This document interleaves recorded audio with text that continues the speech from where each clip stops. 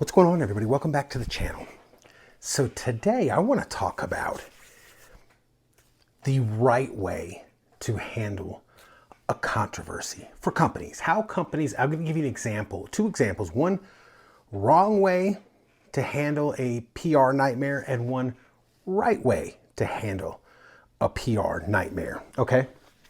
So a lot of companies at some point in their existence will have a public relations, flop up. They'll have a problem. They'll have some massive recalls if they make products. They'll have some type of scandal. A lot of the times, it is how you handle it with your customers as opposed to the scandal itself. A lot of times, really, if they're loyal customers, if you make a good product, whatever it is, the customer doesn't really care what the issue is. They care more about the response and how it's handled. I want to give you a couple examples. At the time of filming this, there's another video from Sig Sauer coming out about the 320. And it's in this class. And somebody, you don't directly see it, but they're standing there holstering, the instructor's talking, boom, it goes off. There's about 12 witnesses to the whole thing. And, the company has now banned any 320s from their training events and all this other kind of stuff. More and more video evidence is piling up about this, but that's not really what I'm talking about, because my problem with SIG, and I own 4 SIG handguns, okay? 2 of them are 320s.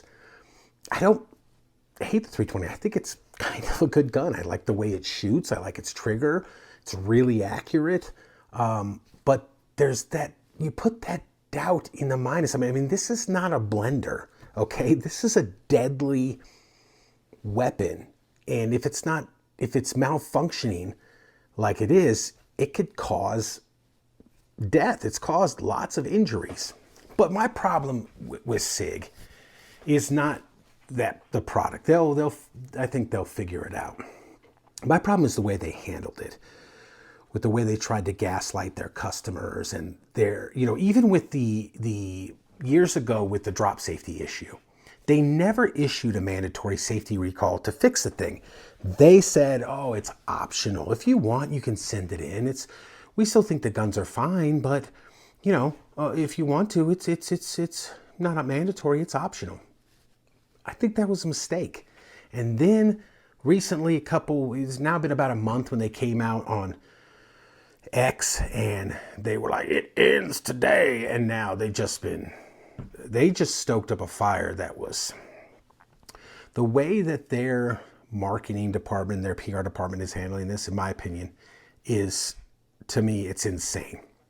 Other companies have tried this before and it never ends up well. It always goes bad for them.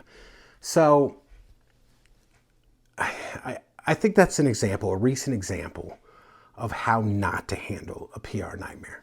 Let me give you an example, though, of how I feel was a proper way to handle a screw up and a faulty product from a company, and that is EOTech.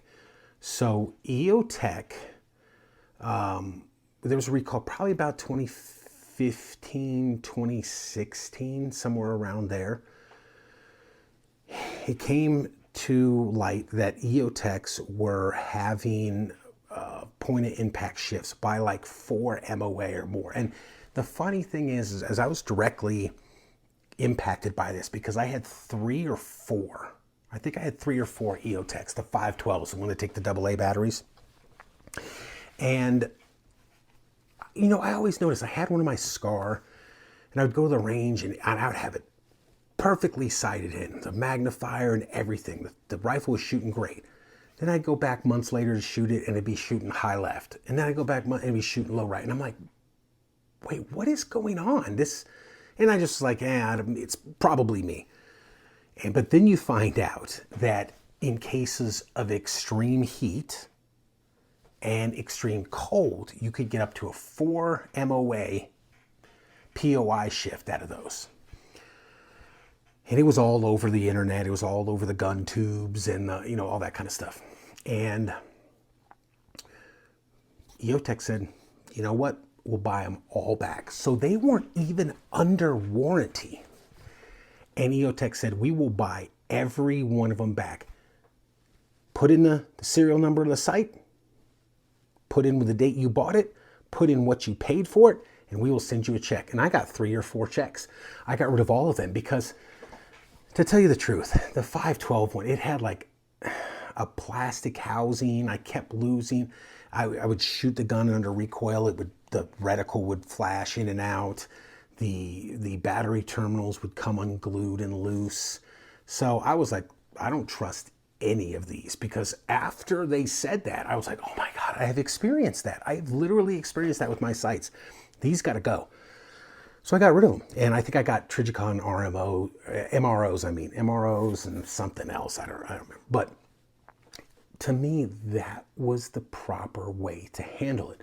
Now, I'm sure this was 8 to 10 years ago, I think. I don't exactly sure on the dates, but to me, that is how you handle a situation like that. They didn't say, well, you required a receipt. We need your receipt. it needs to be under warranty. They didn't do none of that.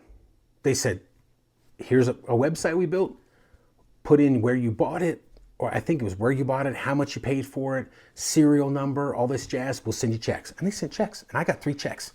And I was super happy with them.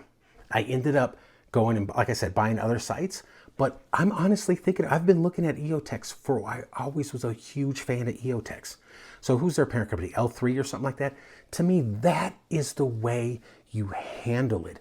That is redemption for real. I have never sworn off EOTechs after that. I actually just end up liking the smaller, like micro red dots.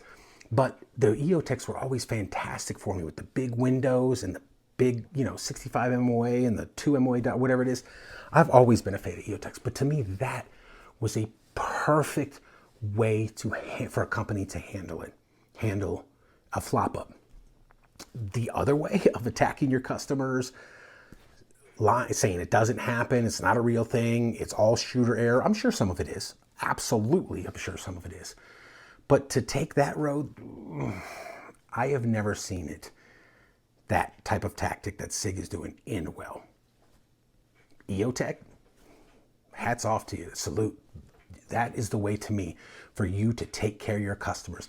And like I said, I think I am looking at different EOTech sites, ones with like the batteries in front, the more compact ones, not like the long, I think they were called 512s that took AA's and stuff like that.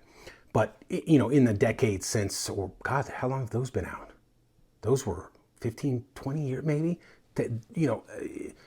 Technology has advanced, so they're making smaller and better sites and all this other kind of stuff. So I am looking at possibly picking up an EOTech. And had they handled it the way SIG had handled the situation, I would have sworn off them and never bought another one of their products. So there it is, guys. Let me know. Do you remember the whole EOTech thing?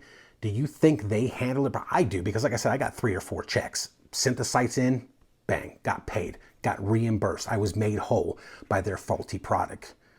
And SIG, to come out and be like, hey, you engagement hacking grifters or whatever. Yeah, that's, to me, SIG is the example of how not to handle a PR issue, and EOTech or L3 is an example of how you should handle it. So there it is, guys. Let me know what you think in the comments down below. Thanks for watching, and we'll see you next time.